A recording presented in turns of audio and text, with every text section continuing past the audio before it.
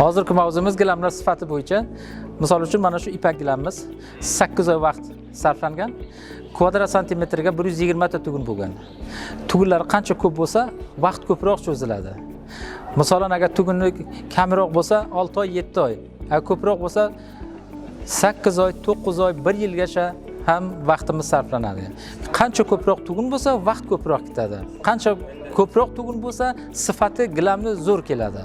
Misol uchun mana shu gilamimiz 8-9 oy to'qilgan bo'lsa, 1 kvadrat santimetrda 120 ta tugun bo'lgan bo'lsa, bu gilamimiz taxminan 2000-2500 dollar turadi. Hozir ko'rsatgan gilamim mana bu juda mayda to'qilgan.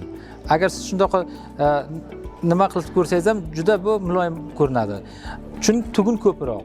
Chunki bu juda mayda to'qilgan. Agar buni tuguni ko'rmoqchi bo'lsak, juda mushaqqatlik bilan bu tomondan ko'riladi. Orqa tomondan qarasak, juda ham mayda to'qilgan.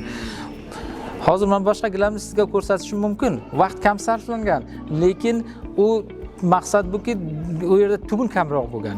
Masalan, bu ipak gilamimiz. Bular hammasi ipak gilam. Bu boshqacha qoqma gilam deydi. Bunga tugun hojat emas. Bu oddiy qoqma gilam. Bu tugun bilan bitmaydi, faqat bu qoqma yo taqir gilam deydilar. Bu yerda jun gilamlarimiz bor, qo'y junidan to'qilgan. Bu yerda kamroq tugunlar bor.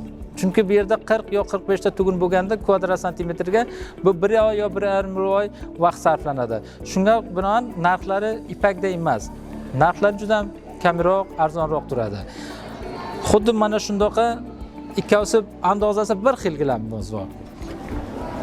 Mana bu 4 oy tamomida tugagan. Lekin bu 1 oy yo 1,5 oy vaqt sarflangan. Farqi narxida. Narxi 200 dollar yo 150 dollar turadigan bo'lsa, bu taxminan 800 yo 1000 dollar narx turadi. Chunki tugun ko'proq bo'lgan, vaqt ko'p sarflangan, shunga qarab gilam arzishi